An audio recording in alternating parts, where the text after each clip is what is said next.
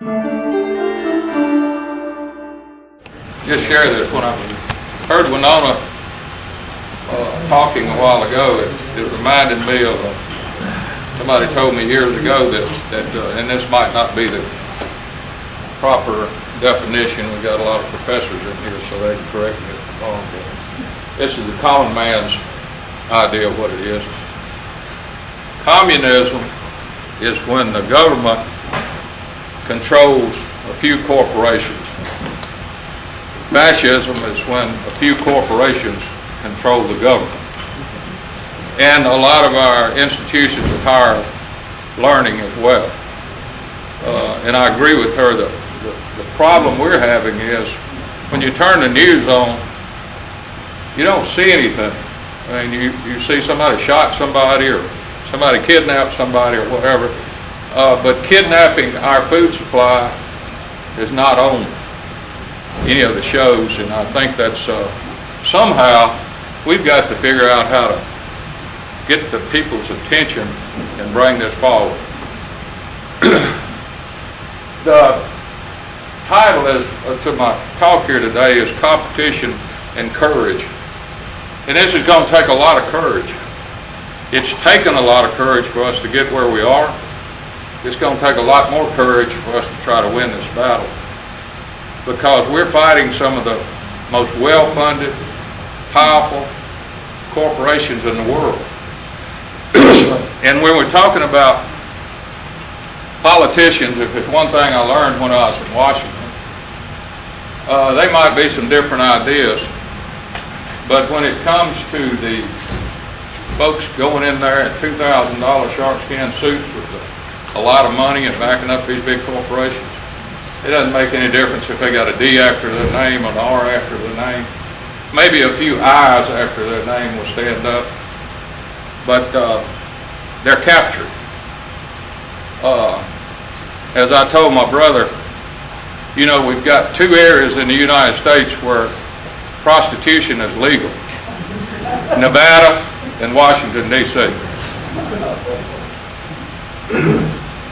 Now, this is some real simple stuff. If we have competition, real competition, we have a fair marketplace. When we talk about free trade, everybody has said we got to have fair trade. Well, we know that's not right. You can't have fair trade when you owe one of the trading partners everything you've got in Fort Knox. Lack of competition is controlled. That's where we are today. Markets are dead, no competition. As Winona said, big companies. Everything is shrunk. Has this happened before? Sure. At the turn of the century, the robber barons, same thing.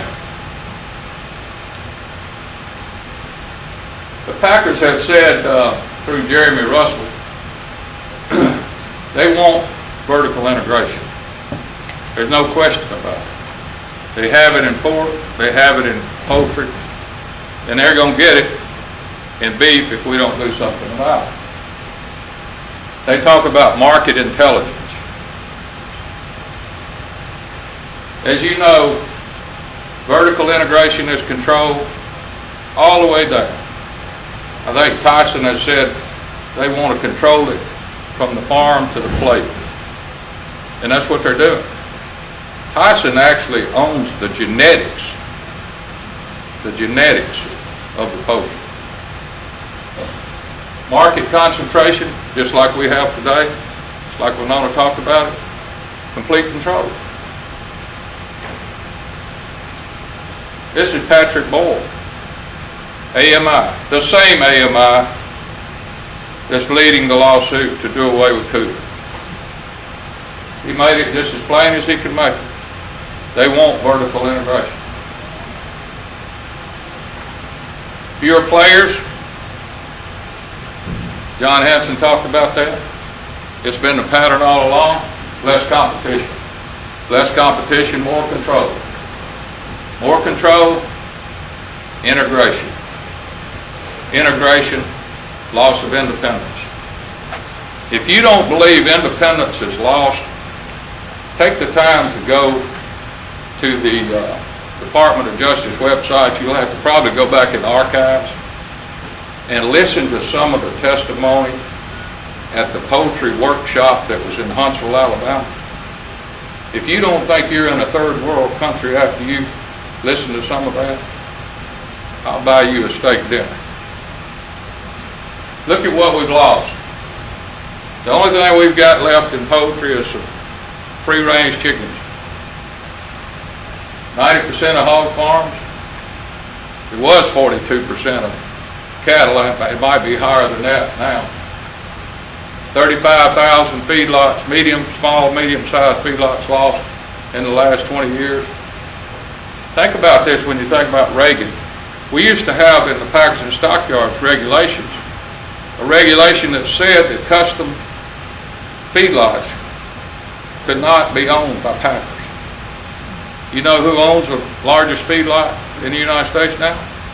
JBS Swift. And they say, well, wait a minute. JBS Swift doesn't own it. It's JBS something, you know. But it's the same people on the board of directors. They say corporations are people.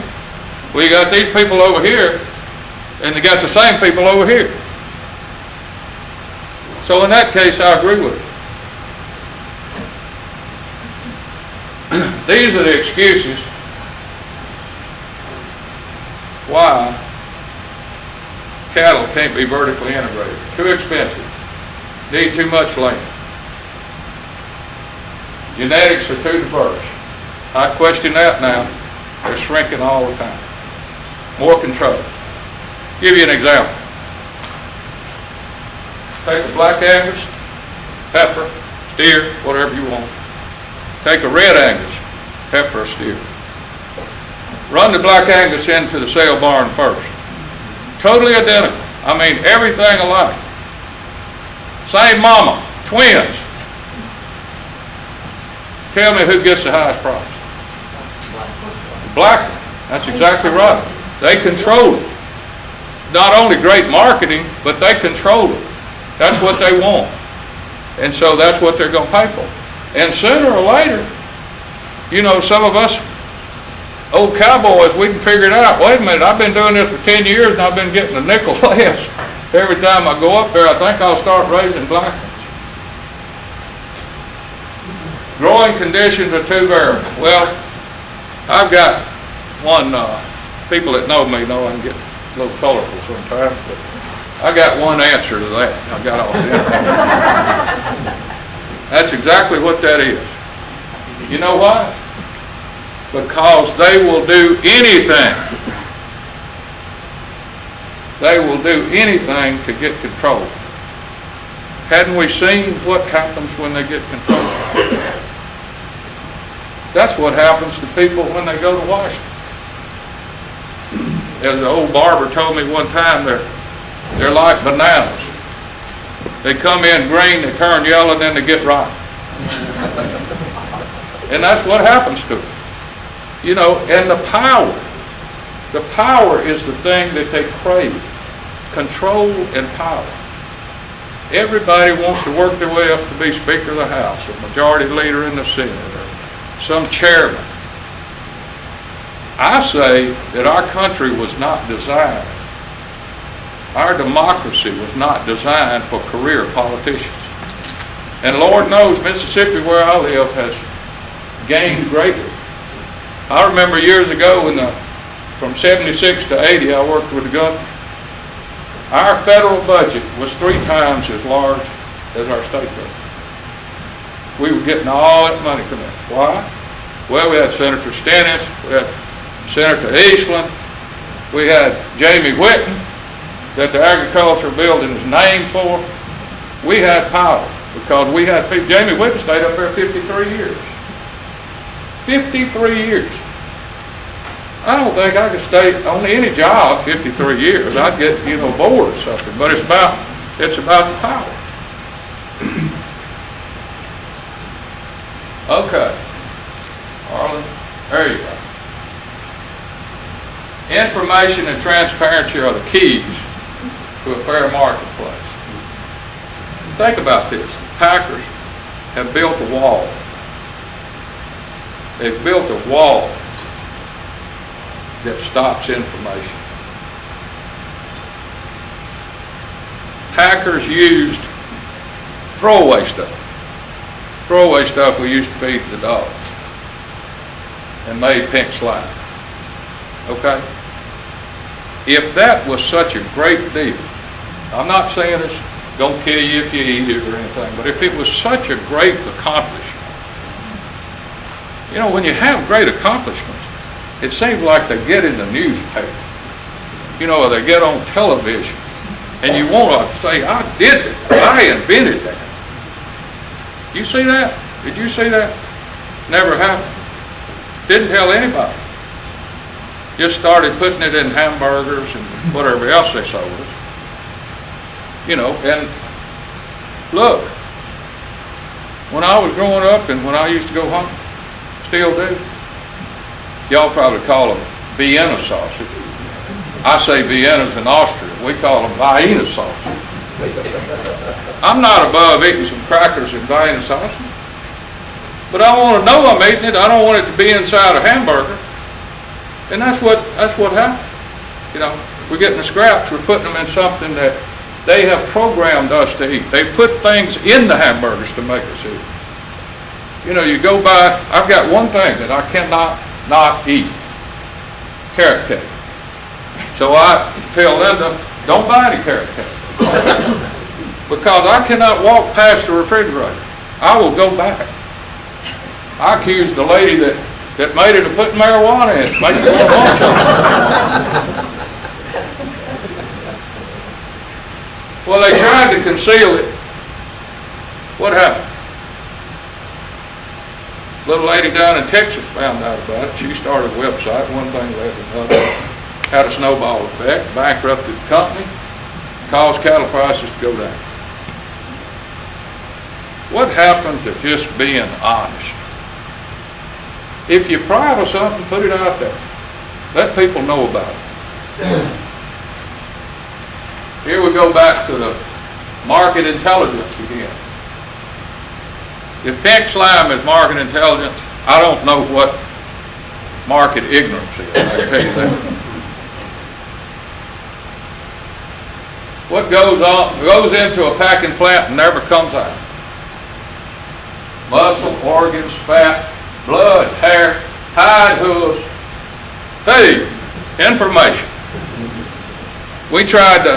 Congress told us in the Farm Bill to write rules on undue preference. Now think about that. The president signed it into law. Now, I think that was President Bush that signed it into law for us at the Texas Stockyards Administration, GIPSA, to write the rules. So we could say that you had to furnish information to all the cattle producers. You couldn't tell one or two what you wanted or give them an unfair advantage. What happened to that? Did they go back into the Agriculture Committee and change it? Oh no. No, they did the little left end run. Went to the Appropriations Committee and said we couldn't have any money to finish the rule that they ordered us to write, and we couldn't have any money to publish it. Now that only happens in Washington, nobody else. That doesn't happen anywhere else. For somebody to tell you to write a rule, you write the rule, and then they say, Slippers, wait a minute, we changed. We got a few more people in Congress now.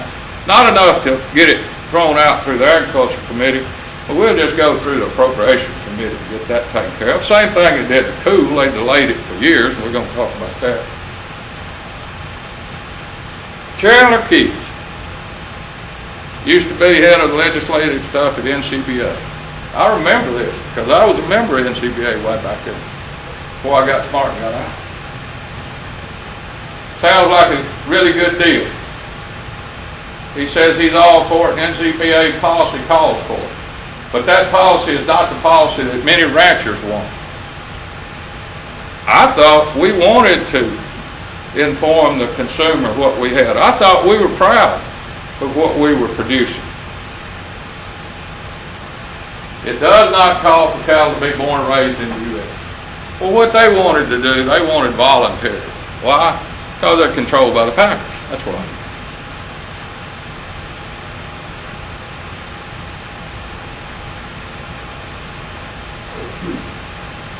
Listen to this. This is back in 2003. I remember when this happened.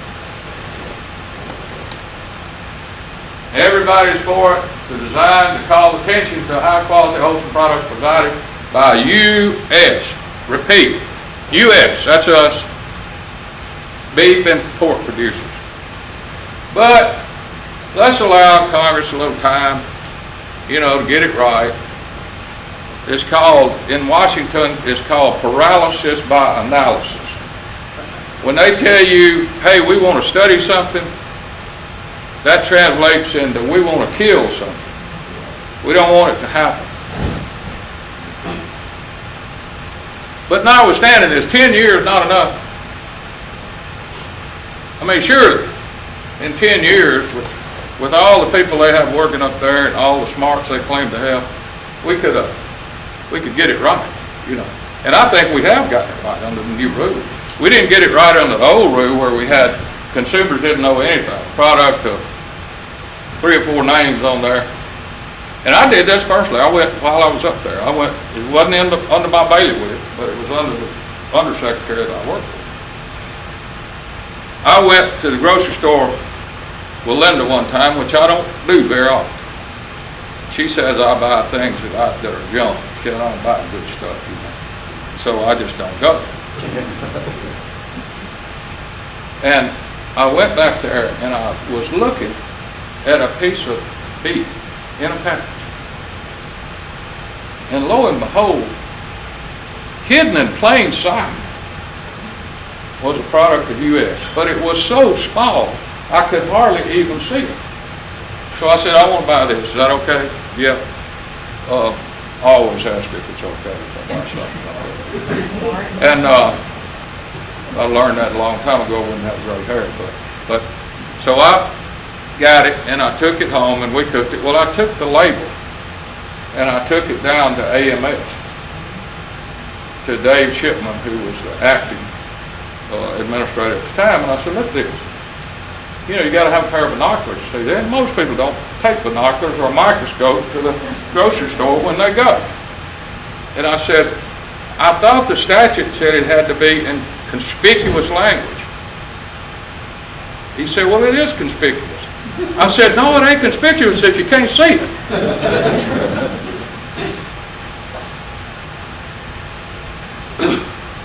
Look at this. This is the new lawsuit. Look at these names. All these big manufacturers, and then you got people in there like NCBA and NPPC, Southwest Meat Association. Supposed to be representing producers, grassroots producers like a lot of us in here today. I would challenge anybody to look at that and say that they're representing, NCBA is representing the grassroots people that are members in their organization. They've got a lot of good members in their organization. I know a lot of them. But their leadership has gone berserk. You've heard me say this before.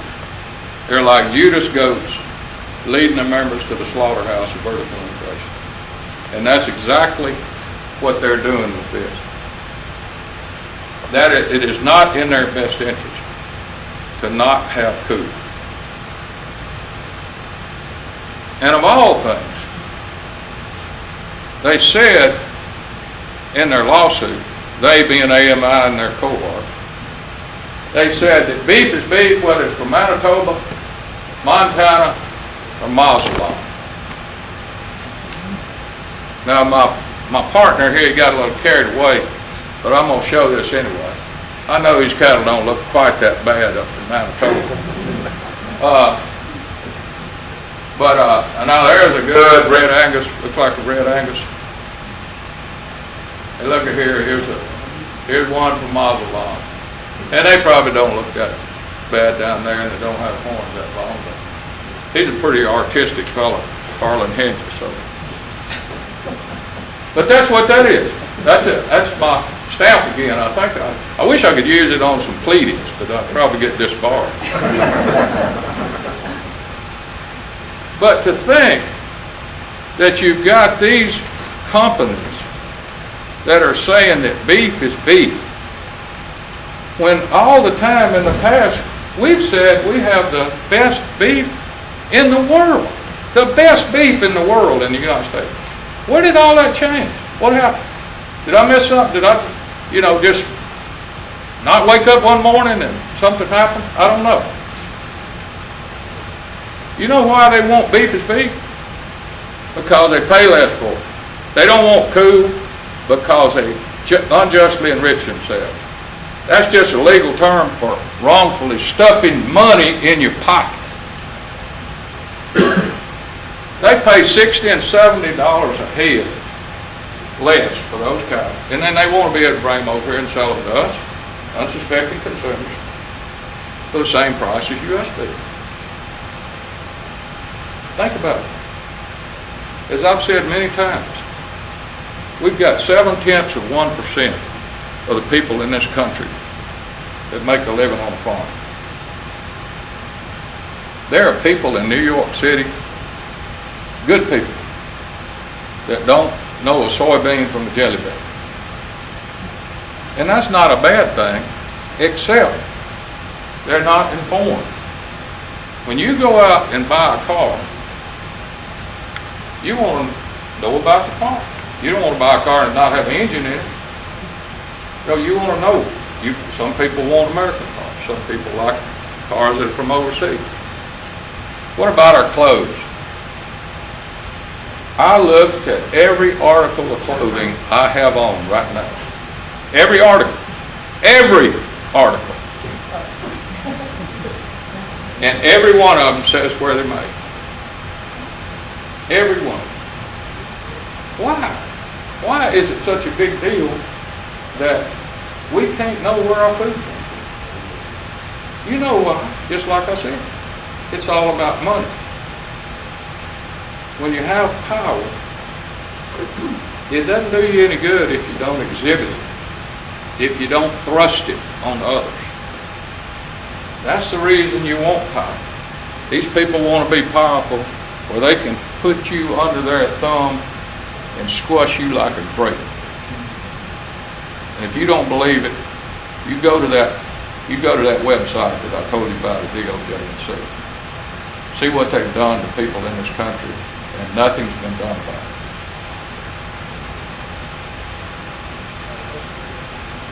U.S. consumers, like I said, have a right to know where the food comes from. Then they can decide. They can look at those pictures. Not really. Those are not the pictures, but it looked good. They can decide what beef they want. If beef is beef. Keeping the consumer in the dark. Okay. Everybody's heard of the mushroom theory. And that's what's going on. You don't hear about anything. Pink slime, right on down. Unless there's something gigantic happens, you never hear about it. I like this one. We kind of played with this one a little bit. That coup was not in capital letters. It was just in the sentence, but I thought I'd play with it a little bit. Basically, what I was trying to get across to you, when they talk about thing to do is supply light, not heat. Knowledge is light. It's been referred to all the way back from Thomas Jefferson. I guess because it enlightens you. The more knowledge you have, the better decision you can make. Everybody in business or in any decision, in their home or whatever, wants as much information as they can get to make a logical decision, a good decision. One you don't say the next day, oh wow, I wish I had done that, I wish I had thought about that more. And we'll have those even if we studied for a week and try to decide what to do. But that's what this is all about. getting it out to the consumer. Educate. The way to secure liberty is to place it in people's hands, that is, to give it to the power of all time, to defend it in the legislature and the courts of justice. Well, legislature, has gone off the track. It's pretty much dysfunctional. If they didn't exhibit that with this sequestration thing, I don't know how they can make a better point that they're dysfunctional. I mean, we have, everybody knows there's fat in government. Anytime you have a big corporation, there's going to be some fat. They'll fire one CEO and bring in another, and they'll trim something, do this here and there. But you don't go after the fat with a meat cleaver. When you're at a packing house, if you want to trim something, you use a trimming knife or a surgical instrument or whatever. The packers crave vertical integration like an addict. And they will spend every one of those checkoff dollars that they can get away with. Every one of them, NCBA will, to help those packers. They've already bankrupted other packers. They've bankrupted feedlots. They'll do whatever it takes to chickenize cattle. When I talk about courage, James Lovell, he was one of the astronauts, when they were way out there in outer space and something happened and they had to fix it and they didn't know whether they were going to make it back to Earth again. I think about that. I wonder what courage it took to stay calm, analyze the problem, communicate back and forth, solve the problem, and come back to Earth. Isn't that really what we're trying to do? Aren't we trying to come back to Earth, as we would say down south, return to our values, care about other people, give somebody a good food supply, one that's not based on people being rich, but based on providing it to another human being to eat and survive and raise their family, have a way of life that you enjoy one way or the other. This is decline in feedlots. Look how it's gone down since '96. The blue are the feedlots under 1,000. The reds are the ones over that. And the reds are getting bigger and bigger and bigger. It doesn't show that on there. Fewer and fewer, bigger and bigger. Less players, more control. We talk about other forms of control in these feedlots and feeder cattle, fat cattle, too. We're talking about the sale of fat cattle here. Everybody in here know what fat cattle are? Okay, fat cattle they're the cattle that come out of the feedlot and sell to the pack. Feeder cattle are the one that comes from off the farm and go into the feedlot. Okay. Iowa and Minnesota. Look where it was, 73.9. Now, you say, well, that's still pretty high. Yeah, it is. Why? Because that's where some of the people still grow their own grain, produce their own feed, and other than that, they're probably hard-headed. They want to stay in the business, and they want to do what they want to do, and God bless them for doing that. But it's still declined drastically in 7 years.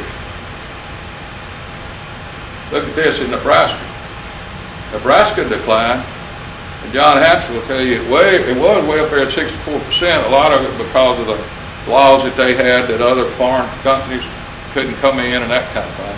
Well, they did away with that. I don't know, John, what court did that, but they did away with that. Now that's down to 38.9%. Kansas, from 50 down to 27.4. Colorado, 12.5. 12.5 on the cash market. Look at that. Texas, Oklahoma, New Mexico. 10%. Now, these economists like Bob Taylor can tell you something about this. Why is this so important? Well, if you don't have a cash market, first of all, there's not any alternative marketing strategy, as we will talk about today. But the other thing is they have these formula contracts. And in the formula, they say that whatever the price is in the marketplace on a certain day, that's what's going to be the base price. And we've tried in the past to say, you know what, just make them put a fixed price in there where the farmer knows what it is, where it's not this thing, where they don't have control over it. If it's 10%,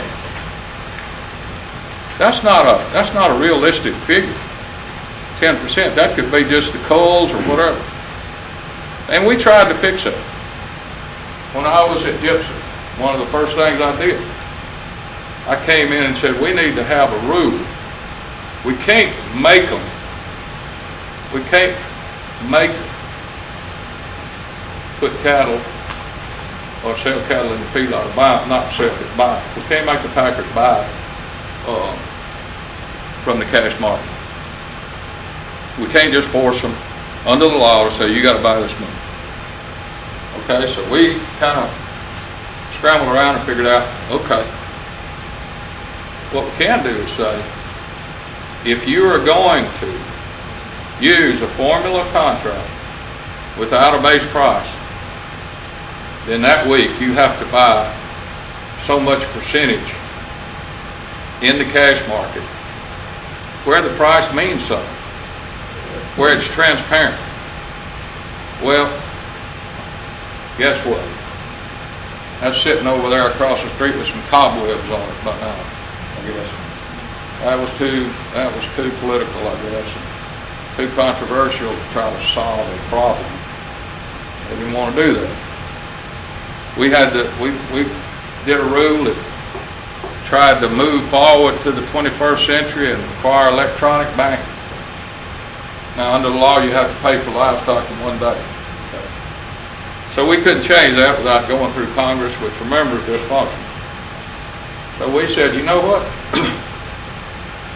We're going to revamp how we require your bond as a market agent, so your bond to be figured.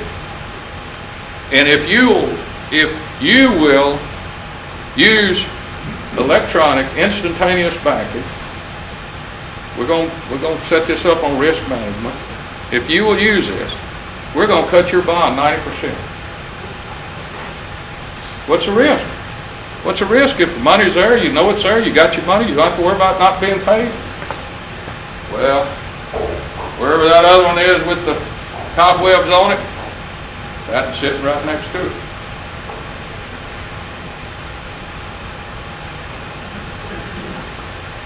All these 5 areas are down to average of 27% and going down like the Titanic. 26% national. We can't depend on the government. When I say we got to regulate ourselves, we got to get out and fight for this.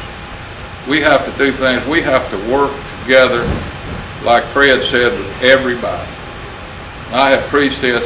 I don't care who it is, except somebody that's on the the government bad boy list, you call it? Okay. Mark Twain said, courage is resistance to fear, master of fear, not absence of fear. He also said, denial is more than a river in Egypt. And we have people all over this country that are in denial. We have thousands that work at institutions of higher learning that are in denial. They think this is the greatest thing since sliced bread. And we're going to turn around and we're not going to have any farmers. We're going to have sharecroppers. It's going that way fast. And we got to stand up. We got to have the courage to do things, extraordinary things. I said in the talk out in Nebraska, there was only, in my belief, there was only one great man that walked this earth at one time, 2,000 years ago. But there have been a lot of good men and women who've done extraordinary things. And that's what we have to do. Ordinary people doing extraordinary things. We see it all the time. In little snippets, somebody saving somebody's life, we got it in us to do it. That's what Thomas Jefferson said. That's the reason we need to step up. Sit back and do nothing. Don't complain. Same thing as when you don't. If you don't vote, don't complain who gets elected. You've heard that plenty of times. Well, I say if you sit back and do nothing, don't complain about you losing your farm, or your grandkids want to come back and farm and they can't do it. So if we want to preserve a family farm and ranch, I'm to the point of begging. Please work with OCM and other organizations, coalitions. Set all this aside, what you might think about somebody, or they did something 10 years ago that you don't like. I've said it many times, you know, the enemy of my enemy is my ally. That's what they did in World War II, like they said. Fought with the Russians. Didn't say they were our friends. They can be, maybe not. But they are our allies. And we are fighting an uphill battle because there's no way that we have the money that these people have. There's no way that we have the control of Congress like these people have. There's no way that we have the control of some people in administration like these people have. But what we can do is go out to the countryside and to the cities and educate folks about what's going on. I don't think there's 10% of the people in America, maybe not even that high, that want huge multinational corporations, or they don't want to be dependent on huge multinational corporations to get what they eat every morning and what they feed their children. So I asked you to, again, reach down deeper, step up, and let's win this thing. Thank you.